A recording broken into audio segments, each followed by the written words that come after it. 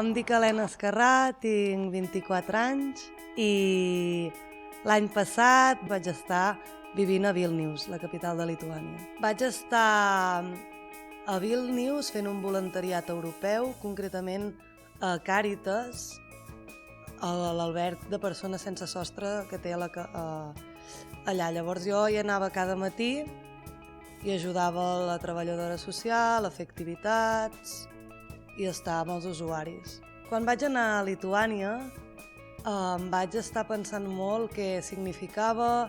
Allà parlen una llengua molt difícil i com a segona llengua la majoria de gent parla rus. I ara la gent jove més anglès que aquí. Llavors, crec que ja hi vaig anar havent fet un procés molt gran de consciència. A part, jo no sabia gaire anglès, pràcticament zero, i llavors sabia que seria dur, i crec que va ser una mica el que m'esperava. Vaig decidir marxar a Lituània, més aviat a fer un voluntariat europeu, perquè tenia ganes d'anar a aprendre anglès. Llavors jo no estava en una feina gaire fixa i tenia feina per l'estiu i tenia com 6 mesos per fer alguna cosa. I llavors vaig decidir que l'única manera que tenia per aprendre era marxar. I la meva tasca una mica era estar amb la gent que tenien l'oportunitat d'estar allà dintre per no haver d'estar al carrer. I allà ja fa molt fred i realment és molt difícil passar el dia al carrer. I llavors allà les tasques no eren gaire definides. Jo estava una mica com ells. Ara jugàvem a cartes, ara fèiem activitats i després vaig intentar fer algun curs. Passa que va ser molt difícil per l'idioma. Em vaig posar en contacte amb la Mancomunitat, la Plana, que gestionen aquest tipus de projectes i ells et registren i llavors és com buscar una feina.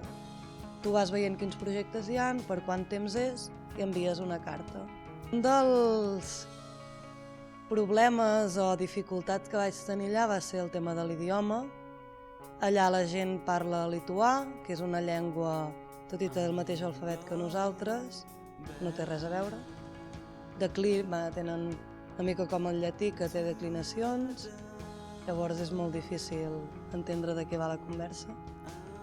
I molts de segona llengua tenen el rus, o de primera, llavors segueix sent molt complicat. Tot i això, la gent jove parla molt més anglès que nosaltres i de seguida t'entens amb la gent en anglès.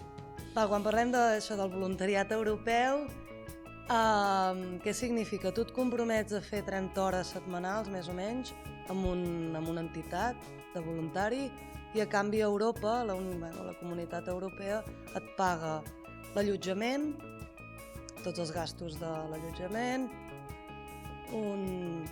diners per menjar, que això depèn de cada país, i l'equivalent a 80 euros d'aquí per als teus extras. Llavors, si necessites bus, jo em pagaven un bus interurbà, llavors podia moure'm per allà lliurement.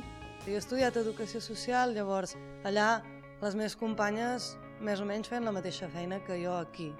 Què passa? Que jo allà era com una ajudanta i poder idees que tenia i coses no les podia acabar duent a terme per l'idioma. Sí que és veritat. Llavors, no sé, el meu paper també em va agradar perquè era una mica entremig. Jo no era ni treballador ni usuari. Un dels avantatges que té fer un voluntariat europeu és que quan arribes allà l'entitat, hi ha una entitat coordinadora que el que fa és la que gestiona els diners i tot et busca allotjament. I tu arribes allà amb un pis on hi ha gent que viu en família, amb alguna residència.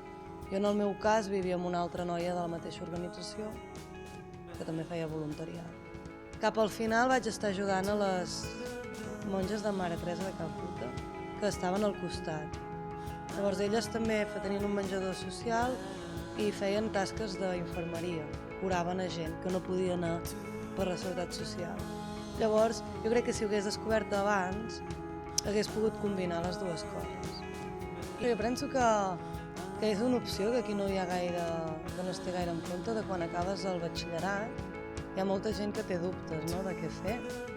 I jo vaig conèixer molta gent a Lituània que estava fent com l'any previ a la universitat o previ una mica per veure què vols conèixer coses, una mica pensar en tu.